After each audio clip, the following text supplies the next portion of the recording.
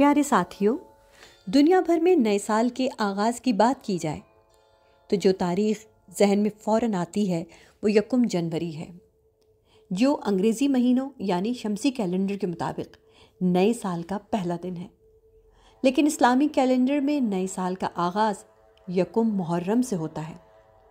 اسلامی کیلنڈر کا آغاز پیغمبر اسلام کی مکہ سے مدینہ ہجرت کے برس سے کیا گیا تھا، اسی لیے اسے ہجری کیلنڈر بھی کہا جاتا ہے۔ ہجری مہینہ زمین کے گرد چاند کے ایک چکر کی تکمیل کے ساتھ مکمل ہو جاتا ہے۔ اس کے برعکس گریگورین یا شمسی کیلنڈر یعنی انگریزی مہینوں کے کیلنڈر سورج کے گرد زمین کی گردش مکمل کرنے پر ہوتا ہے۔